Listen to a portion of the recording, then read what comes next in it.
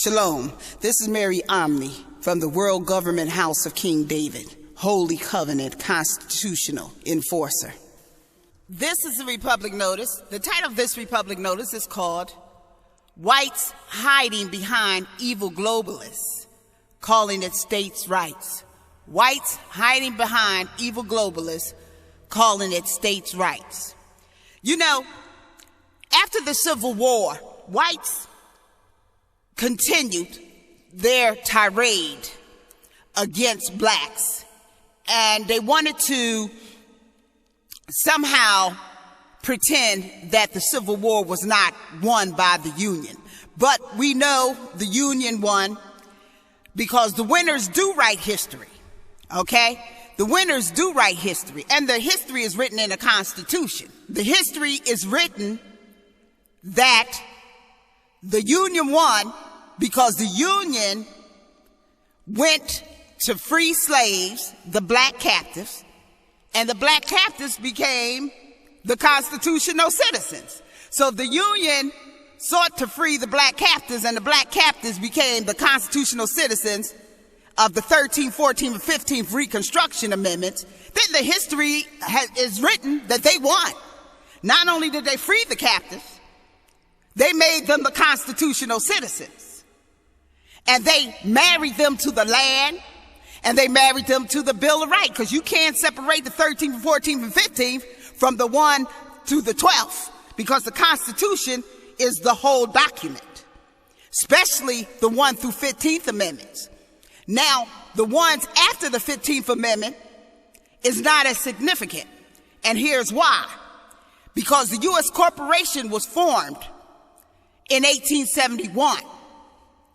And that's the U.S. government of Washington, D.C., 10-mile radius. Now, that was formed in 1871 after the 15th Amendment that was formed in 1870, which is the New Jerusalem Wall.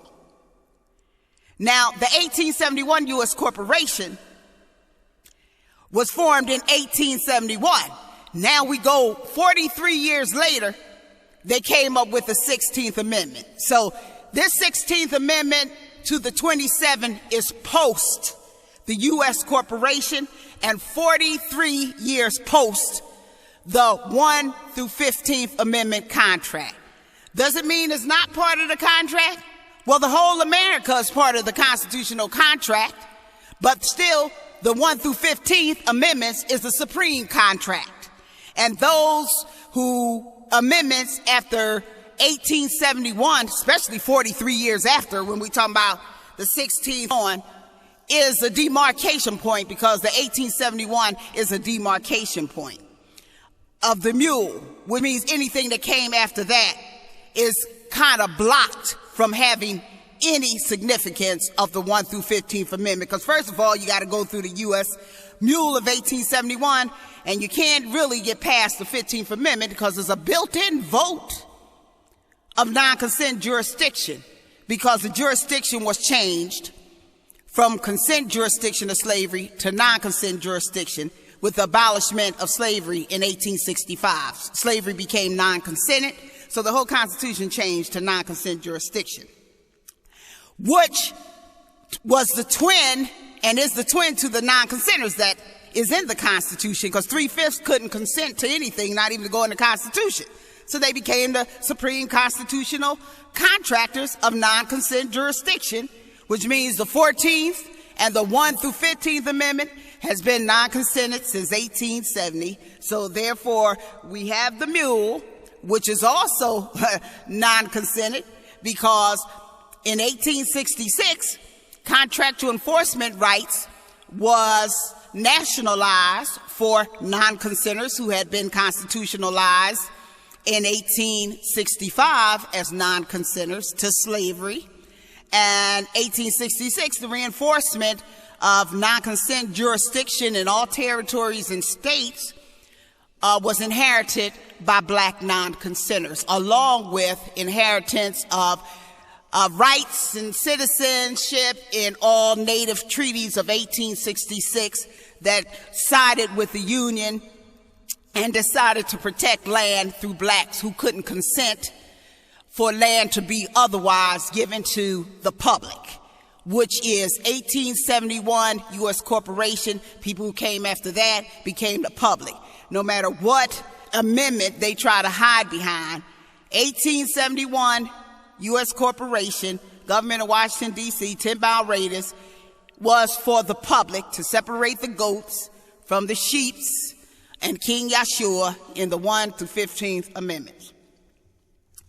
Now, that brief history, a lot of people try to overlook because they want to base constitutionality on a majority. Now, as dumb as whites act, they have selective intelligence. And when I'm talking about whites, I'm talking about all other immigrants who came after 1871. Whites are in a majority. Whites try to claim they're the minority because they take these majority of in corporate doctrine whites, that is 60 to 70% of the population, and then they try to break it up into gays and break it up into women minorities, then break it up into this minority and that. Well, they the majority of in corporate doctrine contractors, period.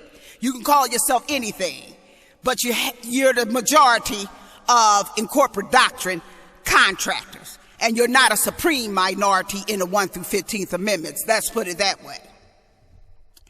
So therefore, these supreme minority is trampled by this in corporate doctrine majority who want to claim states' rights. They want to claim states' rights under a mule, a U.S. corporate mule 10-mile radius that have no amendments now. They have no amendments now. It's a 10-mile radius U.S. corporation mule, because it came with blacks with their 40 acres. So a mule to do the work, their workhorse, to harness these infringers of constitutionality. See, they harnessed.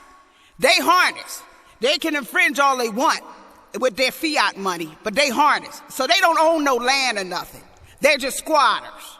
And they're harnessed. And they try to use this U.S. corporation harnessing, and the U.S. corporation don't have one amendment. All it has is acts, like Stand Your Ground Act, and Act this, Act that, Immigration Act, Amnesty Act, the Act of Women, the Act of this, the Act of Men, the Act of Gays, the Act of this, the Act of that. So, you got a whole bunch of mule anus activists, because they're processed through the mule anus as debtors thanks to their all-white senates.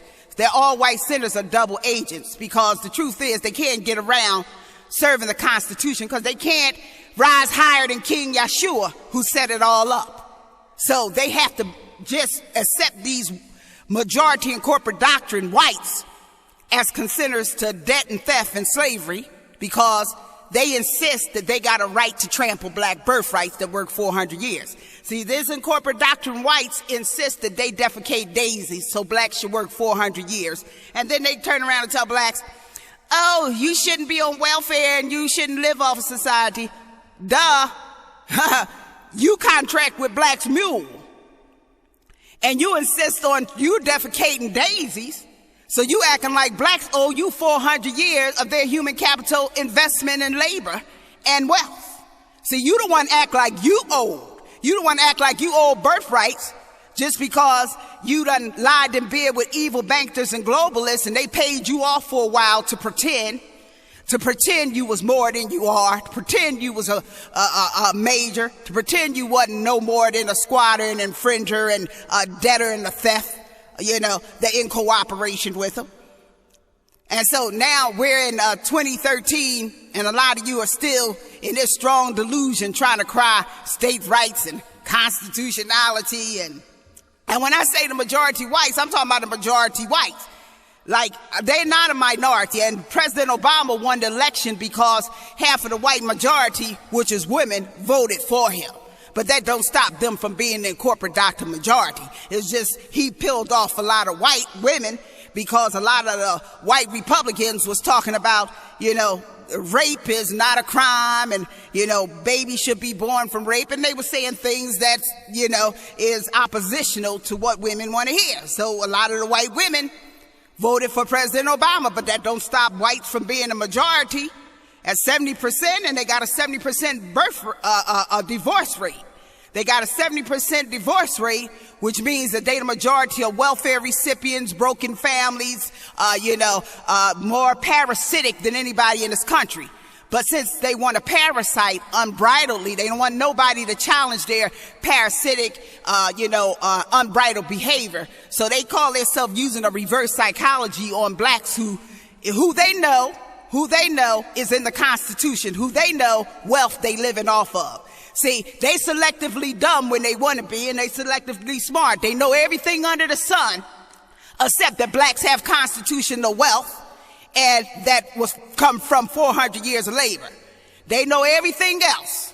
They know everything else except that blacks have constitutionality. Even though the 14th and 15th Amendment, and they say, oh, it don't say black. Well, it don't have to say black because 3/5 couldn't consent. So it's a non-consenting amendments automatically, the Reconstruction Amendments. So they want to hide behind state rights to serve evil globalists because most of them know they debtors. The Constitution has no debt. So they're public debtors. The Constitution has no debt. Blacks couldn't consent to debt. Therefore, they protect all truth, constitutional wealth and land. The wealth and land is debt-free through blacks. So really, whites own no land because none of the land has debt on it, in truth. So whites hiding behind state rights is whites trying to hide behind evil globalists, pretending state rights, because the land has nothing to do with debtors. The land is debt-free. It has nothing to do with debtors. And if you're the majority of whites in this country, you're the majority of debtors, so you have nothing to do with the land here, so you have no state rights whatsoever.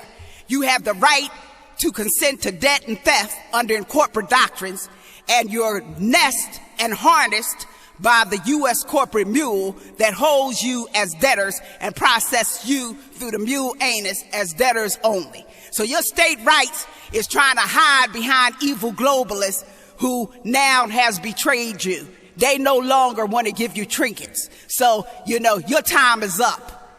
Everyone sees through you, and they know you're more evil than dumb. This is Mary Omni from the House of King David. Shalom.